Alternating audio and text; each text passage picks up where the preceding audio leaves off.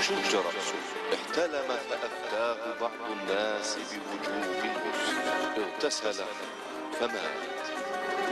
فقال صلى الله عليه وسلم: قتلوه قتلهم الله، هلا سألوا إذا لم يعلموا. بسم الله الرحمن الرحيم، وبه نستعين، والصلاة والسلام على أشرف المرسلين سيدنا محمد وعلى آله وصحبه أجمعين.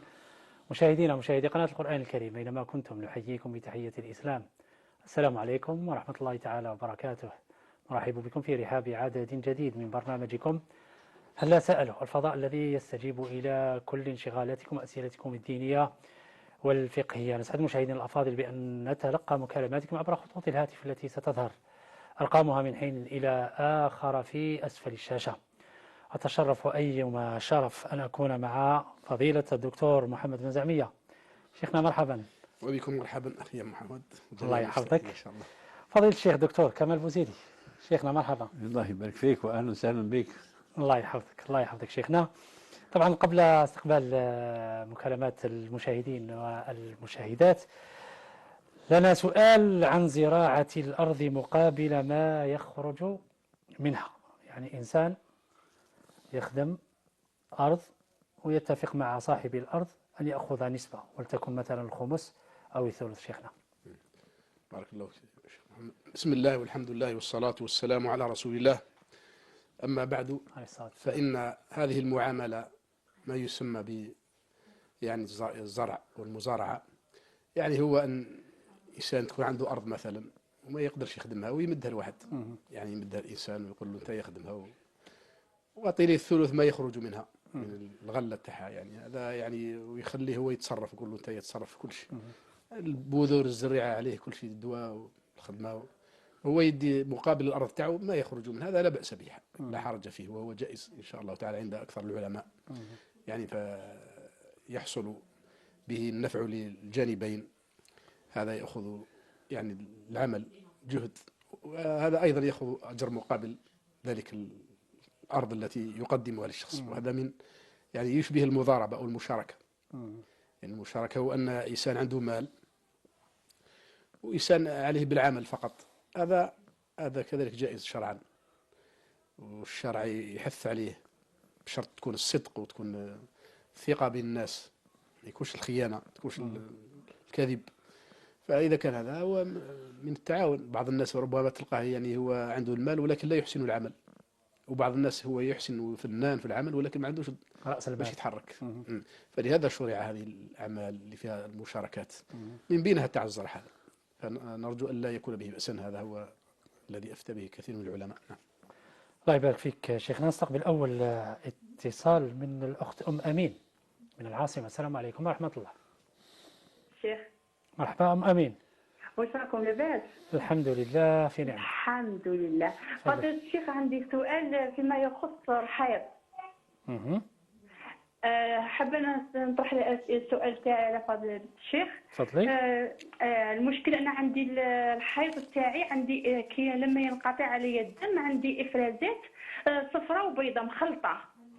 هذه الإفرازات تبقى لي حتى الدورة الدوزيام، حتى نزيد نعاود نمرض، تلقى هكا. ومن بعد رحت للطبيبه درت تحليل الافرازات هذوك، قالت لي ما عندك والو، راكي لاباس بك.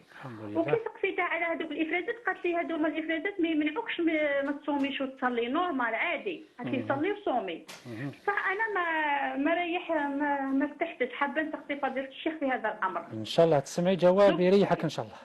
دوكا بصح المشكل تاعي انه الافرازات تاعي دوكا كي زعما تيك لي كومبلي لما نستعمل القطن فضيله الشيخ نلقاه فيه رطوبه بصح بيضاء، فابخي ساعه زوج زدت ترجع لي دوك الافرازات الصفراء. دوك انا مده الطهر ما عرفتش اسكو كي نلقاه هكاك بيض نصلي نورمال ما نزيدش نعاود ولا كيفاش ندير؟ نستنى لازم يوم وليله ولا كيفاش ندير؟ مفهوم ان شاء الله وتسمعي جواب ان شاء الله. والسؤال الثاني فضيله الشيخ اذا معليش. تفضلي.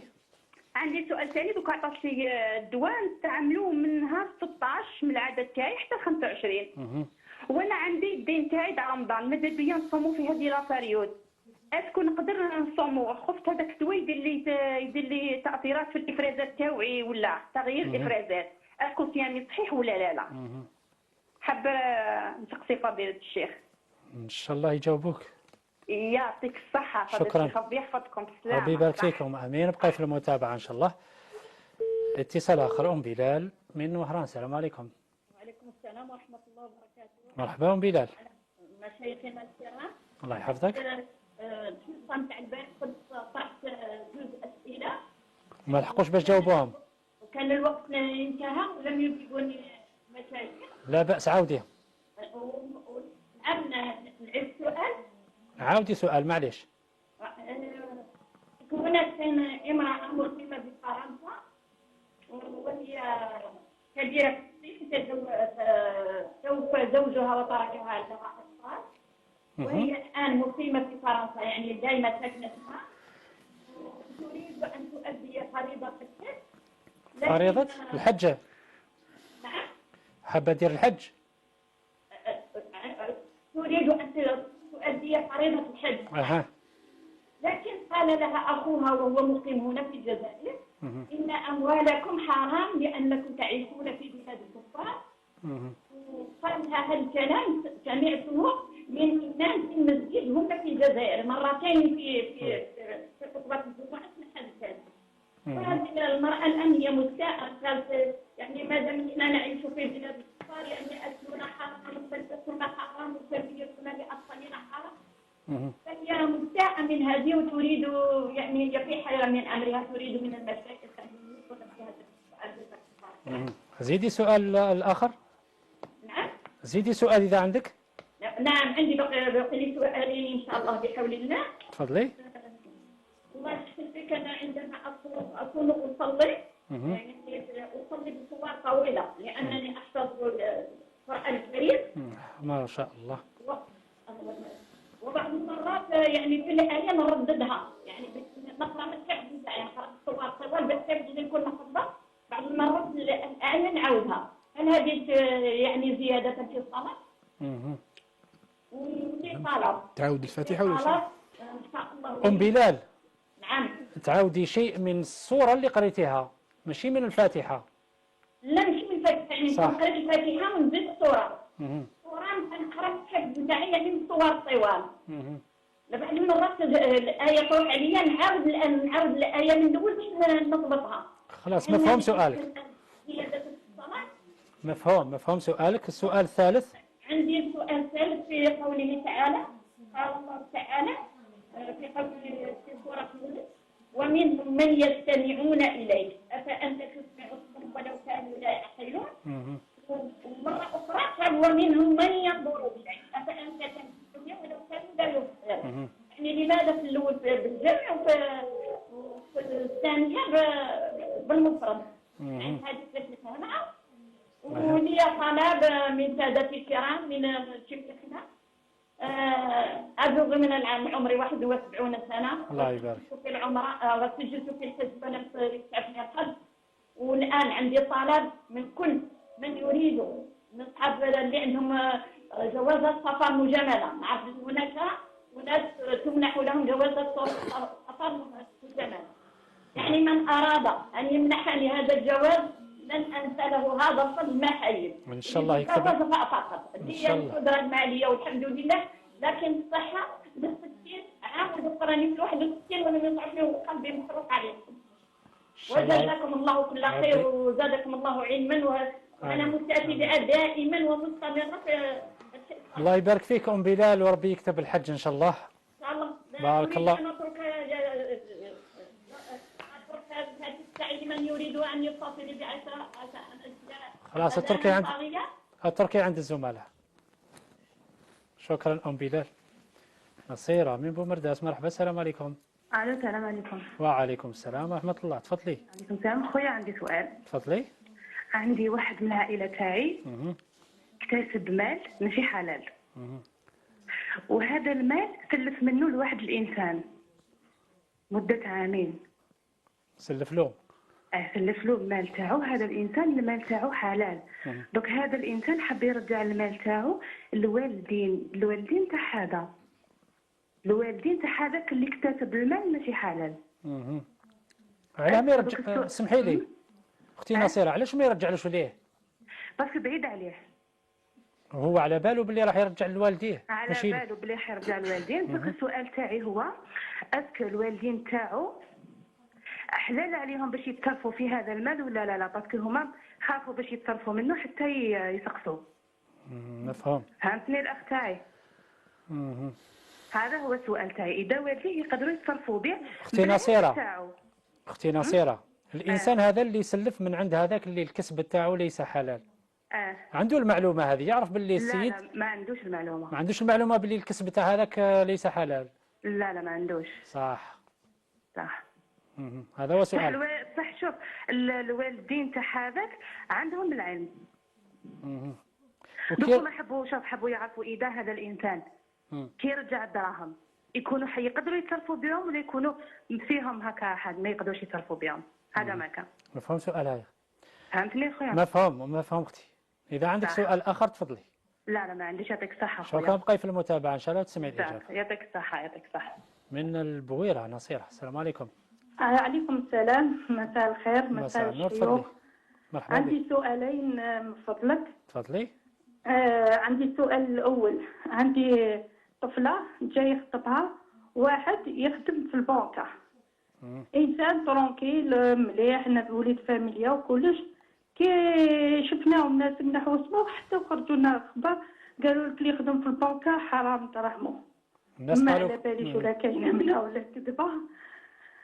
لا زعما يخدم هو محاسب في البنكة.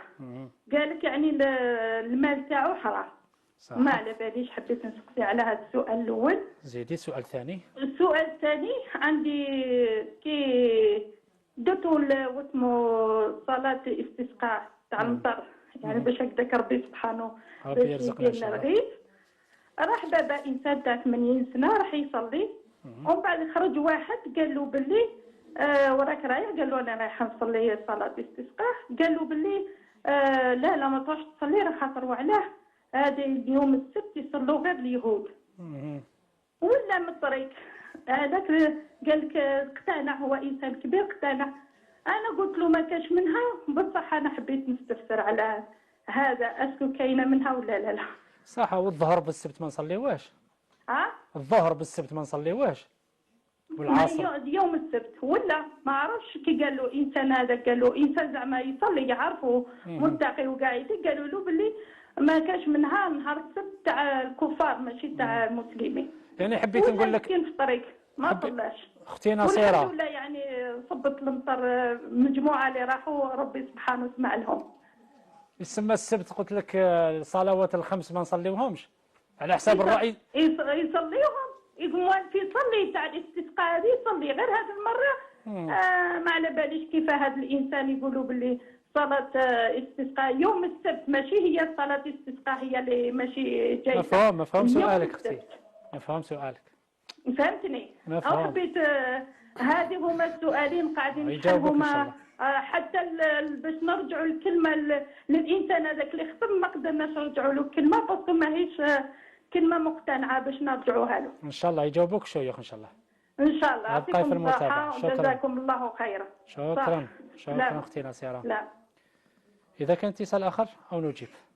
السلام عليكم. أحمد من مستغانم. مرحبا. السلام عليكم. وعليكم السلام ورحمة الله. سي أحمد. لا بأس الحمد لله. الحمد لله. تفضل. عندي سؤالين. تفضل. عندي السؤال الأول. سي أحمد. الوتر. يا سي أحمد. بالإخلاص والمعوضتين ولا غير بالإخلاص؟ خويا أحمد. الصوت تاع التلفزيون باك نحيه الله يرضى عليك باش تكون المكالمة مليحة إن شاء الله. اسمع من الهاتف فقط. اطرح سؤالك الأول. قلت لك الوتر. الوتر. هذا يكون غير بالإخلاص ولا بالمعوضتين؟ قل أعوذ فلا قل أعوذ بالناس. والثلث الأخير اللي بقى شيء أسكت ثلاثة الزوج الربعة. وقتاش يبدا وقتاش يخلص. ايوا وقتاش يبدا اللي يبدا وقتاش يخلص. بارك الله فيكم. ان شاء الله ابقى في المتابعه ان شاء الله وتسمع الاجابه. ان شاء الله يا رب جزاكم الله خير ان شاء الله. واياك ان شاء الله ربي يحفظك. صحيح. اذا في اتصال او نجيب. نجاوبه. يا نجاوبه سيدي. شيخنا سؤال يقول صاحبه حب يعرف الفرق بين معاني أو بين الفرق بين ترجمة معاني القرآن الكريم مع القرآن الكريم من حيث الأحكام الشرعية. شيخ كامل. شكرا. بسم الله الرحمن الرحيم، الحمد لله رب العالمين، والصلاة والسلام على سيدنا ونبينا محمد وعلى آله وأصحابه أجمعين. المشاهدين الكرام، السلام عليكم ورحمة الله تعالى وبركاته. بالفعل هنا يعني في إشكالية، هل يجوز ترجمة معاني القرآن الكريم؟ في خلاف بين الفقهاء والمعاصرين اختلفوا أيضا، قالوا لا يجوز تفسير أو ترجمة معاني، وإنما يجوز ترجمة تفسير القرآن الكريم وليس معاني القرآن الكريم. فلهذا إذن فيه خلاف بين الفقهاء وبين العلماء. أما من حيث الأحكام، هل ترجمة القرآن الكريم أو تفسير القرآن الكريم هو قرآن كريم؟ ليس بقرآن، بحيث يجوز للجنب أن يحمله ولا لغير مطهر، يعني أن يحمله على غير طهارة يحمله، لأنه ليس كلام الله. لأن كلام الله ماذا يخالف؟ يخالف أنه معجز. وهل هذا التفسير اللي هو بمعنى لغة بشر، لأن اللغات مختلفة، إنجليزية، أمازيغية، فرنسية، هذه كلها لغات بشر. هل هذه اللغات معجزة؟ يعني هذه الترجمة هذه معجزة في ذاتها؟ لا. والقرآن هل هو معجز؟ نعم، هو وجد للتحدي، ولكن الترجمة لم توجد للتحدي، وإنما هي تفسير القرآن الكريم. لهذا قالوا هو التفسير وليس يعني بمعنى ترجمة معاني، وإنما التفسير هو أفضل.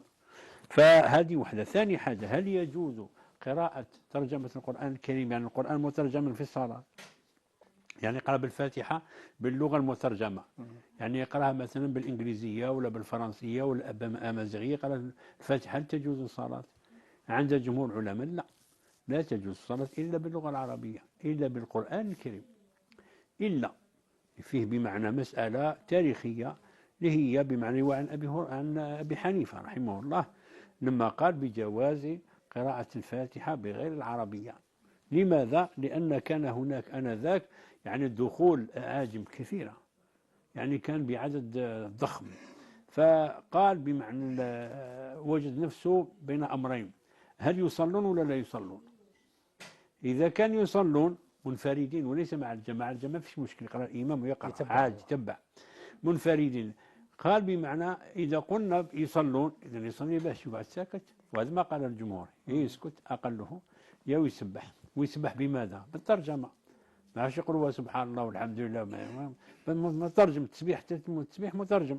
فقالوا إذا هما الأحناف لا، قال يصلي بالقرآن مترجما، فاتحة مترجمة غير اللغة العربية، عوض أنه يقعد ساكت، يقعد يجي خيالات، يقعد يقطع، يقعد يجي أمور الشيطان، يقعد يعني يسرح به حول العالم كله، يجيب له تصور آخر ولا غيره ويخرجوا من الصلاة. قال إذن في هذه الحالة أنا أقول بأنه يجوز قراءة القرآن وخاصة الفاتحة بغير العربية. وقيس على ذلك الخطبة لمن لا بمعنى في واحد يكون في دولة لا يفهمون العربية، بماذا يخطب لهم؟ باللغة العربية لا يفهمونها. إذن قال هنا يعني ينبغي في هذه الحالة أنه لما تريد أن ترسل رسالة ترسل رسالة مفهومة. ففي هذه الحالة إذن تقرأ الخطبة بلغاتهم وليس بلغتك أنت، لأن لغتك ما يفهموهاش. إذن لابد عليك أن ترسل هذه المعاني القرآن الكريم وهذه التعليمات التوجيهات القرآنية بماذا؟ في أثناء الخطبة بلغتهم، يعني باللغة غير العربية. هذا كذلك بمعنى قال هل لما نقرأ بالقرآن الكريم يعني المترجم هذا، هل عندي على كل حرف حسنة مترجم هذا؟ قالوا لا. لماذا؟ قال لأن القرآن لما قال الرسول صلى الله عليه وسلم ألف لام ميم، ليس ما نقول لكم هو حرف، لا، ألف حرف ولام حرف وميم حرف، وكل حرف عندك حسنة، والحسنة ب10 أمثالها. هل هذا عندك كذا؟ قالوا لا، لأنه ليس قرآنا. وكذلك بمعنى هل هو هذا متواتر؟ هل فيه تواتر؟ هذا المترجم هذا ما فيش تواتر. القرآن الكريم فيه تواتر، حتى أنه الترجمات تتعدد في نفس اللغة، تتعدد، وأحيانا المعاني تختلف. لما يقعد مترجم اللغة إلى لغة تختلف المعاني. احنا أبو حنيفة لما أجازها أجاز لفترة معينة، لأن كما قلنا والجمهور قالوا لا، وحاجهم أبو حنيفة وعنده حجة قوية.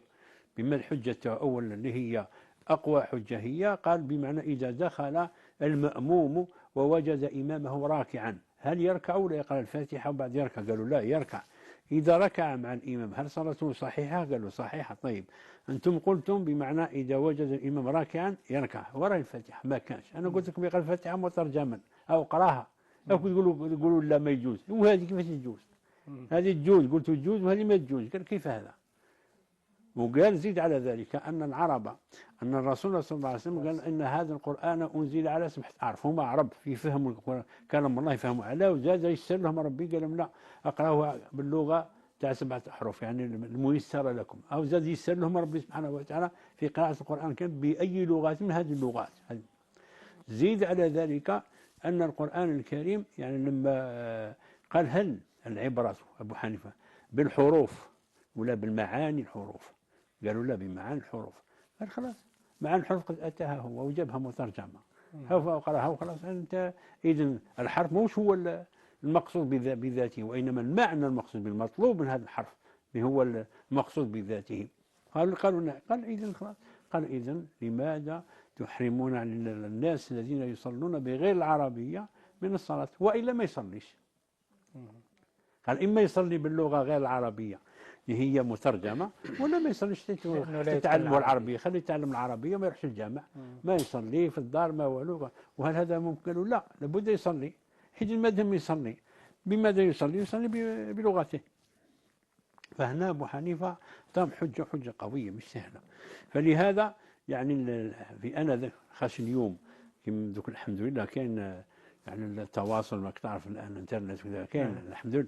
ولكن قديما ما فيش هذا التواصل اللي هما في الدول اللي في ألاسكا اللي عايشين في الغابة أمازون هذوك صعبهم. هاي كيفاش باش يقراوا هذاك باش تفهمهم هذا باش تروح تتكلم تقول له شوف يا فلان أنا نقول لك ها ربي واش يقول لك، ها سيدنا محمد واش يقول لك صلي وما تصليش يعاقبك. هو يشوفك أمي يشوفك ترفع يدك وتحط يقول له ايش بيه هذا يرفع يدك ما هو فاهمك كاع واش راك تهضر. ومن بعد تقول له شوف اللهم اشهد راني قلت له، اللهم اشهد راني قلت له. واش قلت له؟ واش قلت؟ ما فاهمك انت. واش المهمه تاعك؟ لازم تفهموا.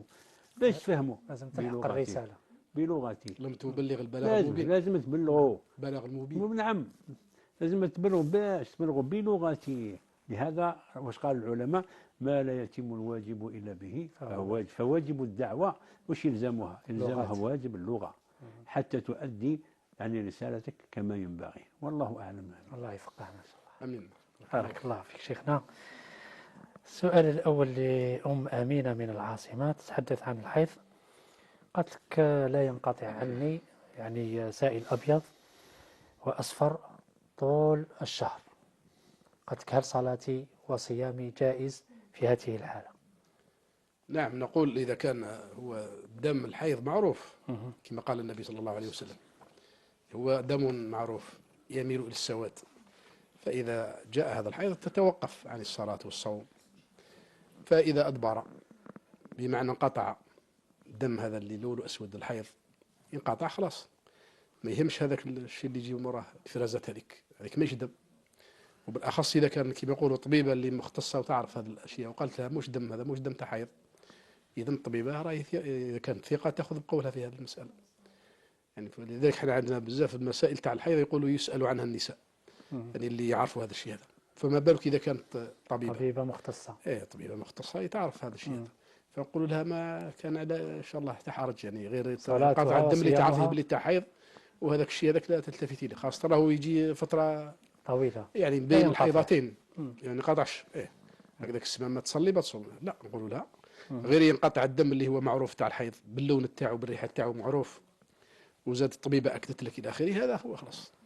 وربي يقبل فيك شيخنا. سؤالها الثاني يتعلق بنفس يعني صوم وتصلي شيخ محمد تقول لها صوم وتصلي. حتى قالت لك راني نتناول دواء، قالت لها بين 16 إلى 19 إلى من 16 إلى 25 في الشهر. قالت لك وعليه تأثيرات كذلك يعني يبقى هذاك السائل هذاك. قالت لك وأنا حبيت نصوم، هل يتأثر صيامي بهذا الدواء وهذا الإفرازات؟ لا قلنا لا يؤثر. هذا الإفراز لا يؤثر على الصوم والصلاة لأنه ليس حيضا. صح. وأما شرب الدواء فإذا طبعا محتاج إليه وبرخصة من الطبيب يعني بإرشاد من الطبيب هذا لا مانع منه. يعني ربما هي تعرف كذلك أحيانا زيد إذا كان هذا الدواء أضر بها ولا دلها أعراض مثلا، ترجع للطبيب تاعها، ترجع زيد ربما تتبدلها الدواء ولا تنقص لها في الجرعة، الله أعلم بهذا. ولكن الدواء عموما إذا الإنسان أخذه عن طريق الطبيب وكان محتاجا إليه فلا مانع من هذا، التداوي مشروع. نعم، ربي يشفيها إن شاء الله. إن شاء الله. بارك الله فيك شيخنا. شيخ كمال، هذه أم بلال من وهران، قالت لك امرأة مقيمة بفرنسا تريد الحج، قال لك واحد منا من الجزائر خوها قال هاد دراهمكم راهم دراهم حرام لأنكم مقيمون في فرنسا، وسمع هذا الكلام من إمام مسجد هنا بالجزائر، قالها فالحجة تاعك ما كان لها ديرها، لأنه هذاك المال اللي راح تحجي به هو مال محرم. شو نقولوا لها شيخ؟ قل هالمال أول حاجة من أين له هذا؟ إذا قال من حيث الإقامة لا تجوز إقامة المسلمين في بلاد غير المسلمين، إذن كل ما ينتج عن عمل أو عن إقامة أو عن أي هدية ولا حاجة في بلاد غير المسلمين فمالهم مال حرام. وهذا أمر بمعنى مختلف فيه قديما وحديثا، والناس اليوم خلاص ما تغيرت المفاهيم اللي كانت قديما، بحيث أن الإنسان إذا أخذ الجنسية غير المسلمة ولا إقامة غير مسلمة كانوا يغيرون دينه، يعني حتى يعطونه الجنسية. أما اليوم خلاص انتهت، أصبحت بمعنى وثائق، عبارة عن أمور إدارية محضة ليس لها علاقة بالعقيدة ولا بشيء. هل المكان هو المحرم لهذا المال؟ نقولون هل هو المكان المقصود به هو المحرم؟ إذا كان المكان ربي قال قل سيروا في الأرض، ربي أعطانا أمر قال سوري وانت أمرك عن العيش تاعك ولا باس بك، فتم المهم أنك تحافظ ما يحرمك من الصلاة، ما يحرمك من الزكاة، ما يحرمك من الصلاة، أو كلش فيها الأذان وفيها الصلاة وفيها الزكاة وفيها ذوك أصبحت أرض الدعوة. كلهم يسموها هذه الأراضي كلها أرض دعوة، يعني أرض إنسان يدعو إلى غيره من المسلم بالسلوك، خاصة بسلوكهم بالأخلاق، مش بمعنى بالكلام ولا بالأخلاق خاصة. فلذلك إذا كانت تشتغل تأخذ عوض، وهذا العوض هذا مقابل عمل، هذاك العمل إذا كان جائزا في أصله إذن العوض تاعو جائز في أصله كذلك، فهو جائز. ما تهمش البلد اللي راك فيها. إيه ما يهمش البلد، المهم أنت قدمت عمل، هذاك العمل كان جائزا وخلاص، هذاك العمل إذن الأجرة تاعك صحيحة. إذا كان هذاك العمل غير جائز هنا نقول نعم، يعني إنسان يتعامل في مخمرة ويأخذ ثمن تاع المخمرة تاع الخمر هذا نقولوا نعم.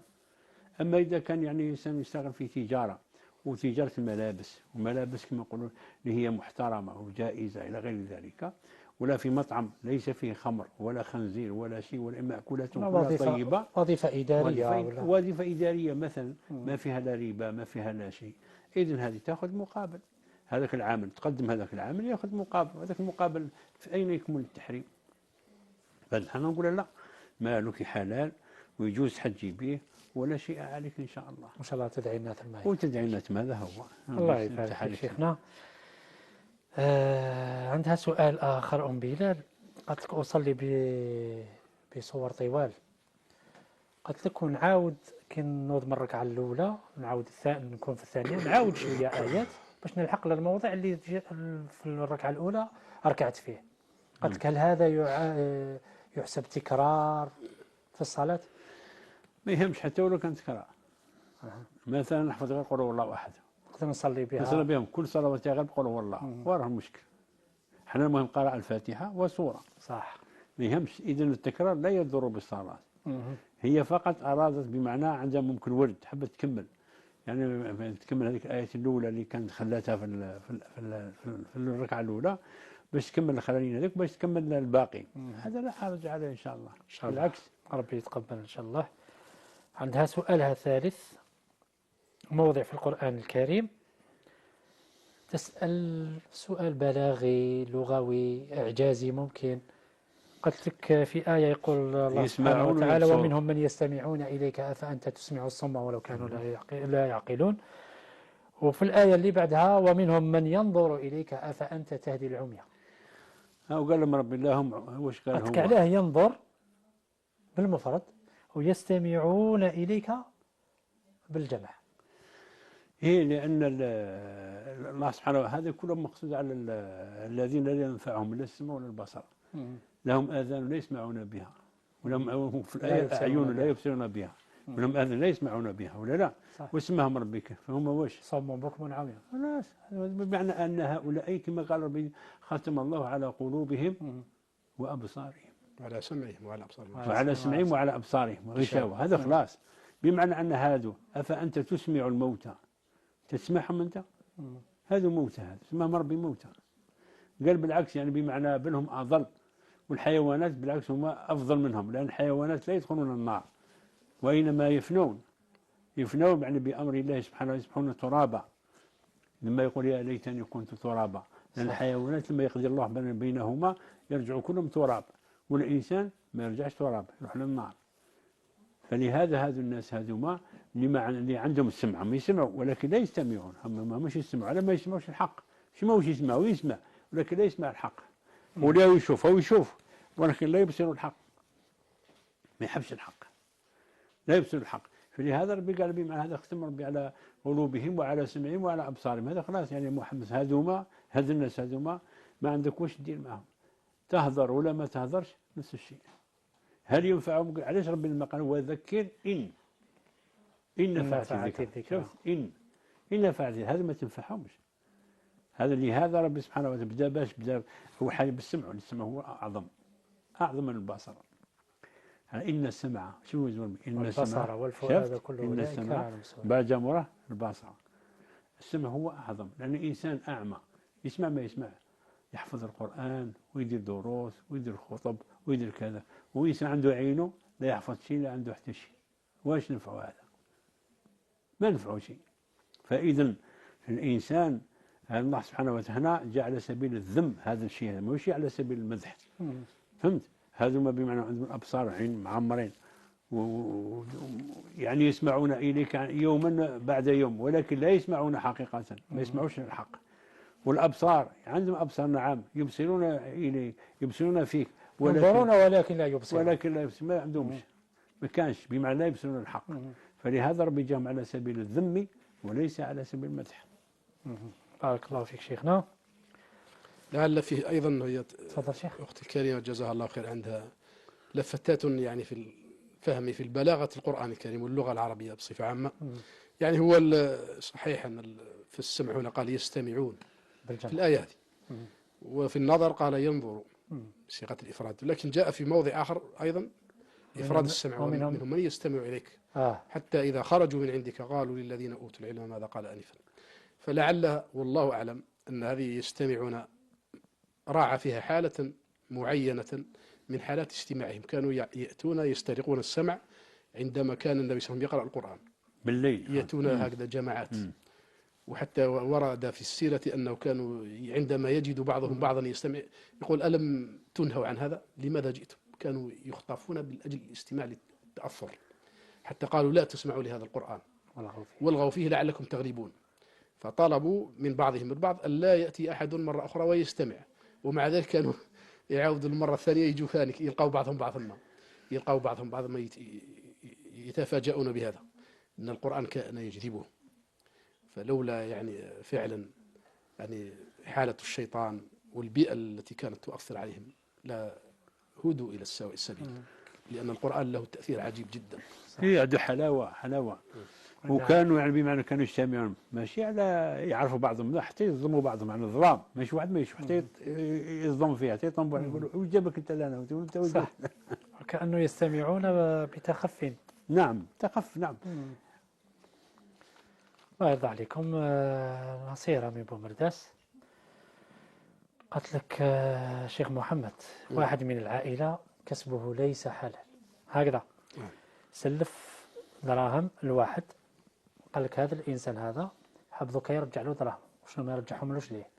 يرجعهم للوالدين تاع هذاك اللي الكسب تاعو ليس حلال. قالت لك هل هذو الوالدين هذو يقدروا يصرفوا منه ولا شيء عليهم أو فيه إشكال؟ هذا المسألة فيها تفصيل للعلماء. أولا قالوا إذا كان هذا المال يعني مال معروف صاحبه، مال له يعني تعلق بالآخر، مال تاع الغير، هذا لازم يردوه حتى ولو جاهم عن طريق وليدهم أو عن طريق ميراث هم ورثوه، هذا باباهم ولا أخوهم ولا ابنهم كان يتعامل الحرام، وهذاك المال يعني مغصوب أو مسروق، حتى ولو كان هما مرتضى ما كانوش سبب في كسبه، لكن لا يجوز لهم التصرف فيه لأنه تعلق بحق الغير، هذا لازم يردوه لأمواله. إذا ما عرفوش أمواله يتصدقون به بالنية على هؤلاء، على صاحب المال، يتصدقون عليه الفقراء، يمدوه الفقراء أو المصالح العامة بنية إلحاق الثواب بصاحبه الذي سرق منه أو أخذ منه بغير حق. هذا إذا كان المال هذا. شيخنا اسمح لي، راك تفصل في مسألة الكسب غير الحلال. نعم. أنت قادر هذاك السيد يقدر يكون سرقوا الناس ولا غصبوا من عند الناس، فهذا الكسب ليس حلال. نعم. فالوالدين هنايا لازم إذا طاحوا في يديهم دراهم هذوك يرجعوهم للسيد إلى يعرفوه. نعم. صح. نكملوا شيخنا تفضل. وإذا كان هذا المال يعني هو يعني حرام ولكن ليس له علاقة بتعلق بالغير، يعني مال كسبه بالتجارة تاع بيع محرمات، بالربا بالغش وقيس عليها أو رشوة أو كذا، هذا هنا العلماء في اختلاف. هناك من قال أنه هذا الوارث إذا حل محل مورثه في تركة هذا المال، في ميراث هذه التركة، قال هو يعني لم يكسبه من الحرام، فهو مال سيق له ولا علاقة له بالكسب، فهو حلال له. ومنهم من فصلوا قال أنه إذا كان هذا المال يعني هو يعني الوارث هذا فقير ومحتاج فعلا، وهذا المال الحرام يعني كأنه مال لا وارث له، لا مالك له، يقدر هو هذا الوارث تاعو يديه لأنه من فقراء المسلمين يقدر ينتفع به. ومنهم من قال لا يرده، ومنهم من قال يعني من باب الورع أن يتصدق به ولا يأخذه.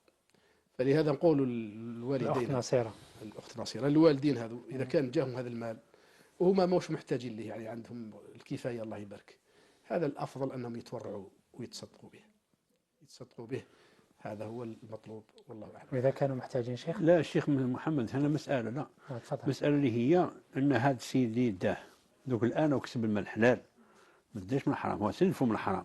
هذا يخدم حلال قال لك. يخدم حلال. ثم أعطى الوالد يعطيهم من حلال، في الحالة الوالدي عندهم حق يتصرفوا فيه مادام هو الآخر آذن لهم، قالوا أعطيهم الوالدية.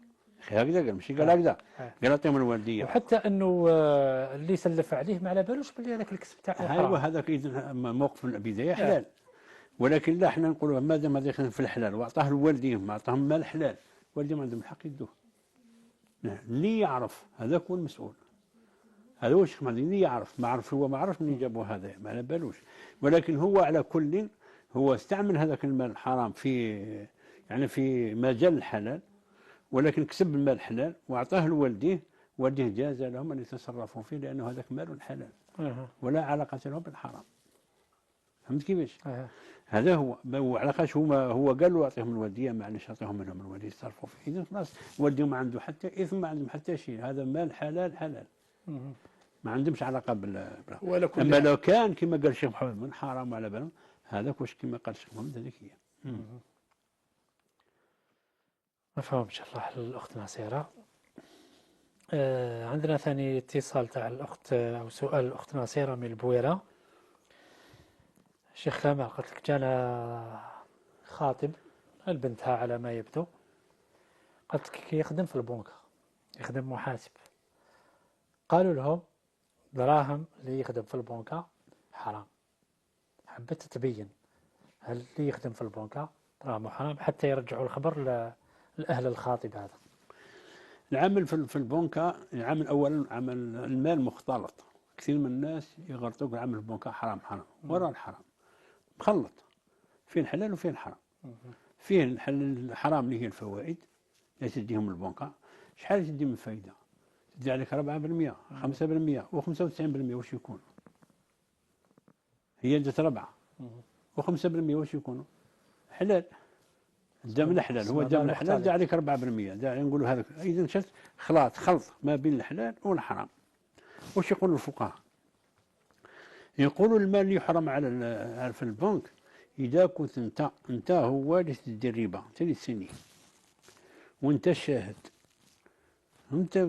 وانت اللي تشد وانت اللي بيناتهم، ما تكونش واحد من خمسه كما قال الرسول صلى الله عليه وسلم، ما تكونش واحد من خمسه.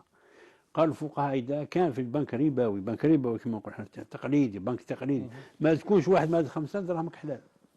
يعني انا اداره، انا نخلص هذا مثلا محاسب شيخنا، انا نخدم خدمه، انا نخلص في الخدامين، ما عندي لا علاقه لا شفت هذاك الربا لا شديته ولا حضرت فيه ولا هذا، واش دخلني فيه انا حارس، انا حارس البنكه، واش دخلني ذاك هذاك في الربا؟ انا شديته كتبته شاركت لا شاركتش لا شهدت لا شيء. هذا العلماء واش قالوا؟ اذا كان انت كنت واحد من هذه الخمسه حرام دراهمك، خاطر راك داخل في الربا وراك ملعون، دخلت في اللعنه. إذا ما راكش واحد من هذه الخمسه اذا انت خارج عن دائره اللعنه ودائره هذا. يعني لما يقول الفقهاء قالوا هذا الخمس.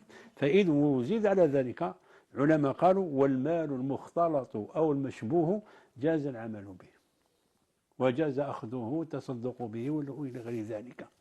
فإذا ما لازمش نخلطوا باش نقولوا خلاص خدم في البنكة معناتها البنك كلش حرام، لا، فيها الحلال وفيها الحرام، خلطة فيها أمور هم يبيعوا بمعنى أن يبيع لك أنت دار يدي لك فائدة، هذيك الفائدة ما تجوز، بصح الباقي كاع حلال عليك. انت خلصت وانت كي خلص بدراهم حلال، ما خلصت بدراهم حرام. وهما حتموا عليك قال لك تخلص 4% فايده، ندوا عليك فايده، حبيت تشري دار ندوا عليك نسلفوا لك صح ندير لك. هذيك الربا اللي هي 5 ولا 6% هذيك كان حرام. وهذوك 94% واش يكونوا؟ اصل المال هي اصل هذا هو الحلال. اذا تخلط المال الحلال مخلط بالحرام، ولذلك المال مخلط بالحرام والحرام اللي هو اكثر اللي هو اقل من الحلال. وإحنا عندنا قاعدة فقهية ما كان بمعنى الحلال فيه أعظم أو أكبر أو حاجة فالمال حلال، يعني كما نقول في المجموع. ولكن واش يدير الإنسان؟ يتنزه على هذا ويتنزه، يبدا يصدق هذاك النسبة تاعو يصدقها، إذا كان يخرجها من ماله باش هذا من باب الورع باش يسلك، باش هكذا ينحي الشبهة وينحي والباقي جايز له. اسمه يزوجوا له طفله، يزوجوا له طفل عادي. إذا ما كانش ما قلنا في هذه الخمسة وخلاص. هو قالت لك محاسب. إيه المهم ما شاركش في هذه الخمسة، ما شارك لا ما كتب لا في الربا، ما شاهد لا في الربا، المهم ما شاركش في هذه الخمسة، هذا ما تخرج في اللعنة. هذا خلاص العلماء قالوا هنا هذا أمر عمله جائز. فهمت كيفاش؟ إن شاء الله فيها خير. هذه ايش قالوا؟ هذا من باب فيهم يعني باش يعرفوا العلماء. الشيخ العثيمين رحمة الله عليه هو يقول الكلام هذا، يقول الكلام نفس الشيء. والشيخ أبو عبد السلام كان يفتي بها رحمة الله عليه، ما كان معنا كان يفتي بهذا. لا، لأن كثير من الناس قالوا شوف يا وليدي إذا ماكش واحد من الخمسة هذوما دراهمك جايزين إن شاء الله. والله أعلم، ربي يعلمنا إن شاء الله. وإياك إن شاء الله شيخنا وبارك الله فيك. نروح للسؤال الثاني تاعها. الشيخ محمد قالت عن صلاة الاستسقاء، قالت لك باباها في عمره 80 سنة بنيته كان خارج يوم السبت راح يصلي الاستسقاء، تلاقاه واحد قال له لا تجوز الصلاة يوم السبت، هذا نهار تاع اليهود، لا تجوز في هذه الصلاة صلاة الاستسقاء. قالت لك ارجع، قالت لك من قبل كان كيديروها يروح يصلي، قالت لك كي تلاقى الخطرة هذا الإنسان هذا غير له رأيه وقال له هذا السبت هذا راهو العبادة تاع اليهود. شيخنا لا حول ولا قوة إلا بالله. يعني نخشى أن يأتي اليوم اللي ربما يجوا ثاني يقولوا لهم صلاة العيد جت بالسبت ما تصلوش العيد. راهم بهذه الطريقة يبطلون شعائر الإسلام، شعيرة من شعائر الإسلام. سبحان الله. صلاة الاستسقاء الناس محتاجة إلى طلب الغيث، يعني وهذه الصلاة من سنن النبي صلى الله عليه وسلم سنها، ولم ينهى عن ولم يعين لها يوم تصلى فيه أو ينهى أن تصلى في يوم من الأيام. فلماذا منين جابوا هذا الليل؟ منين جابوا هذا الليل؟ هذا راهو شيء خطير جدا، خطير جدا أن يقول الإنسان في دين الله بغير علم. نعوذ بالله من ذلك، نعوذ بالله من الخذلان والخسران. قل لهم اتقوا الله سبحانه وتعالى، اتقوا الله في دينه وعباده. وصلاتنا في أي وقت كما تفضلت شيخ محمد، يعني كيفاش الصلاة تجيب السبت ما نصلوهاش، يجي العيد ما نصلوهاش لأنه جاب السبت. من قال هذا الكلام؟ صلوا المسلمين في جميع الدهور، صلوا كاع الأيام، حتى الصيام صيام التطوع ويجوز شيخنا يا أخي. نعم. هذا المقصود به أن هذا يوم السبت يعني يوم عطلة اليهود، يعني هم عندهم طقوس خاص، هذا اللي راه يروح للمعابد تاع اليهود هذا هو اللي ينهى عنه، تقليد اليهود هذا هو. أما كيفاش أنت راح تصلي صلاة المسلمين وصلاة والمسلمين كانوا راح يصلوا وتحرم نفسك وتحرم غيرك، هذا في الحقيقة من خطوات الشيطان، والله تعالى يقول ولا تتبعوا خطوات الشيطان. وأيضا أتعجب من هذا الإنسان اللي يسمع الواحد كما هذا، هو كبير يعني ممكن بنيته، وربما هذاك كانت عنده بالك هيئة تبين بالك عند الشيخ هذاك على أنه هذاك راه متفقه، راه صغير وبالك يفهم وراه قاري، ممكن على بها بالك خضع له الرأي. هذا هو الإشكال. ربما هذا هو. ونسأل الله تعالى الهداية والعصمة من الزلل والخلل والخطل، وأن يجعلنا دائما على نور منه. اللهم هدينا بنورك إلى نورك وعلمنا ما ينفعنا في الدارين يا رب العالمين. آمين وبارك الله فيك شيخنا. استأنفوا اتصالات المشاهدين. نادية من سكيكتا، السلام عليكم. السلام عليكم. السلام خويا من فضلكم وجوه طيبين وجوه الخير. بغيت برك نسقسيكم على السجاده نصلي فوقها ونخلي فوقها الخمار، نصلي نكمل نروح نشوف بركي نخليها هكاك يعني مطروحه كيف ولا قالوا لي ماش مليح ولا قلت نسقسيكم نتوما خير من اولى من العباد ان شاء الله. هذا هو سؤالك برك؟ هذا هو السؤال تاعي. بارك الله فيكم، ربي يحفظكم وجوه الخير وجوه الجنه. الله يرضى عليك اختي نادية، بارك الله فيك. خويا تعيش ربي يهنيك. بغيت هذا برك يا انت راه برك تقعد هكا نورمال الصباح نلقاها هكا نصلي عليها، العشاء المغرب الظهر العصر ما نطبقهاش، نخليها هكاك الطروحه والخمار فوقها. ما كاش مشكل، يجاوبوك شويه. بارك الله فيك خويا، ربي يحفظك. ربي يسترك ان شاء الله. بارك الله فيك وبقاي في المتابعه. أم محمد ولا محمد؟ أم محمد. أم محمد، مرحبا. السلام عليكم ورحمة الله وبركاته. وعليكم السلام ورحمة الله. كيف الحال ابني؟ لاباس؟ نعم الحمد لله. الحمد لله، مشتاقين لكم ابني. الله يحفظك. الله يبارك فيك ولدي. تفضل يا محمد. على معلمينا في هذه الأمسية الأستاذ بلازيمبا والأستاذ الدكتور الشيخ بوزيدي، ان شاء الله يا ربي يكون في ميزان حسنات. امين يا رب. ان شاء الله ينورونا ويعلمونا هكذا الى ان نلقى الله عز وجل في الجنه باذن الله تعالى. امين يا رب. عندي 3 اسئله لو سمحت هكذا على السريع. تفضلي يا ام محمد، مرحبا. نعم، السؤال الاول، احنا تعودنا كي نمشوا لمكه نديروا عمره ولا حاجه ولا كي نديروا عمره عفوا، عندنا هذاك الميقات تاع امنا عائشه رضي الله عنها، نمشوا للميقات ونعاودوا العمره الزوجه والثالثه وهكذا. ولادنا ضرب جابوا لنا واحد العلم جديد يقول لك لا، الرسول صلى الله عليه وسلم ما كانش يعملها. يعني والسؤال عام هذا باش نسمع دروك. عندي صديقات مساكين مشاو وولادهم قالوا لهم لا ما تعاودوش هذيك، ما تروحوش الميقات وخسروا شحال من مليون وداروا غير عمره واحده ورجعوا. هذا السؤال الاول. صح. السؤال الثاني في سجده في تلاوه السجود. سجده التلاوه. سجود، نعم سجود التلاوه عفوا. سجود التلاوه في وسط الحج عندنا 2، واحده للعامه والثانيه يقول لك لغير مالك. لكن احنا كي نقرا نسيبها في المصحف ولدي، يعني ترى نديرهم الاثنين ولا نكتفي غير باللي خاصه بنا حنايا. انت تقراي سوره الحج. لا بورش ابني ورش في ورش بصح في المصحف اللي عندي يكتب لك يعني من بالك باللي كاين فيها سجداتها مثلا. السجده عند غير مالك يقول لك. نعم.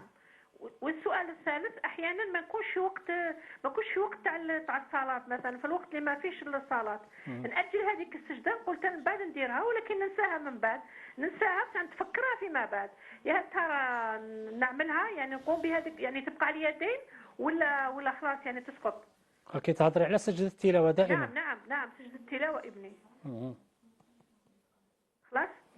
خلاص إذا كانوا هذو ما أسئلتك. نعم هذا ما كان ولدي. أشكركم الله الذي لا تضيع ودائعه في أمان السلام الكل عمال القناة. يمين. الله يحفظك. يمين ابني، شكرا. يبلغ إن شاء الله مسمعوك كامل إن شاء الله. يا رب يمين. شكرا أم محمد. في أمان الله في أمان الله يرضى عليك. شكرا. نزيدوا اتصال. وي مرحبا، شكون معنا؟ أنا قلت لك يا أخي قويدر. قويدر، منين راك تعيط لنا؟ ها؟ منين راك تعيط؟ قلت لك من فرنسا. مرحبا سي قويدر. صح. تفضل سؤالك وشنو؟ السلام عليكم. وعليكم السلام. وانت راكم لاباس؟ نعم الحمد لله. أنا بغيت نسقسي الشيوخة. باسكو أنا كنت واحد الوقت مريض، عندي بزاف مرض، كنت في السبيطار. ربي يشفيك إن شاء الله، ربي يعطيك صحتك. والوقت اللي خرجت من السبيطار الطبيب تاعي قال لي لازمك ما تصومش. أنا يعني صمت بصح عام ما صمتوش. وما نتعرف لا خلصت عليه ولا ما خلصت عليه، دوك كان نصوم دروك معليش ولا كيفاه. ودروك قادر تصوم؟ ها؟ دروك راك قادر تصوم؟ راني غادره وعندها بزاف هذه ماده في 77. إيه ما شاء الله. هذه يعني كان نصوم يعني واش ندير راني دوك انا حبيت نصوم كيف نخرج كيف ندير. يوجهوك ان شاء الله الشيوخ. اذا عندك سؤال اخر تفضل.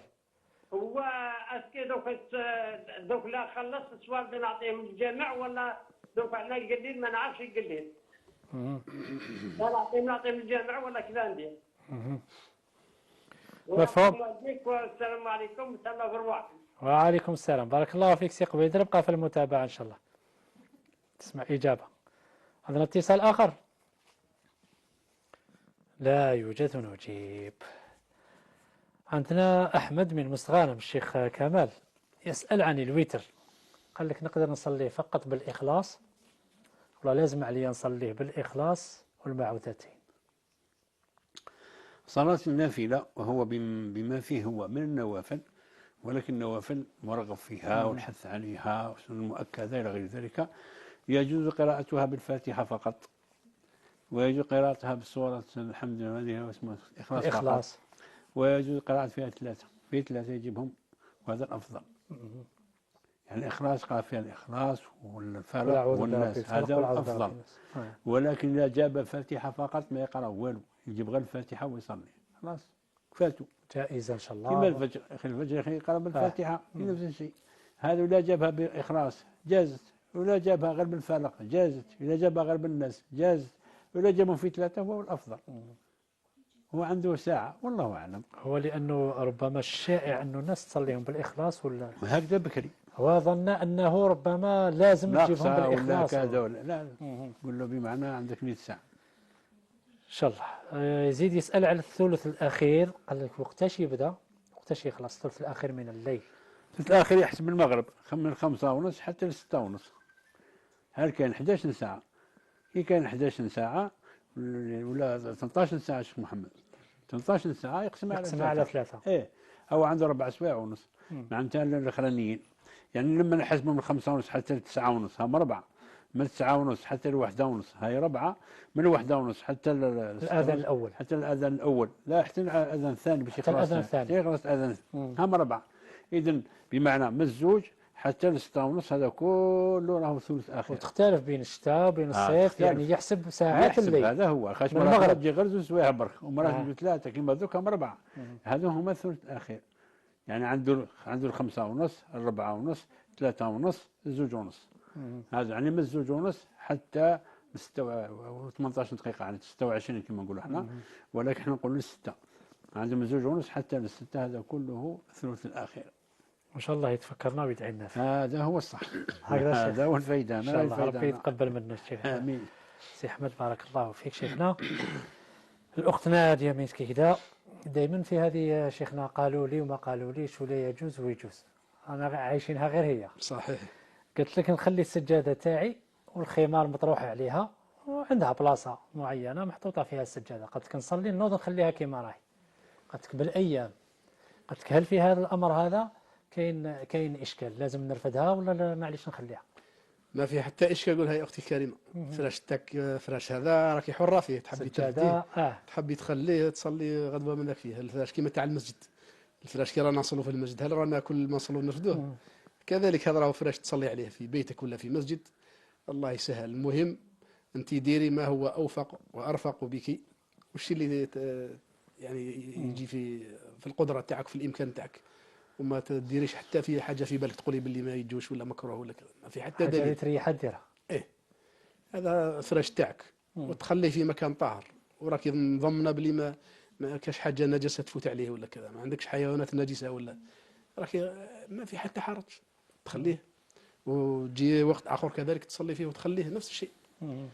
لا ما ترفديش إلا إذا كان احتجتي إلى ذلك، احتجتي باش تسيقي الدار تاعك ولا، أما ما عدا ذلك ما فيش حرج. خلي الصلاية تاعك، خلي الخمار تاعك إذا كان يعني هذا أمر سهل. أحيانا شيخنا يعني واحد الأمور تتنافى أصلا مع العقل. والسجاد تاع المسجد يصلي وراه مطروح على العام، ما نقدر نرفدوا فيه يعني سبحان الله واحد الناس لا إله إلا الله محمد رسول الله.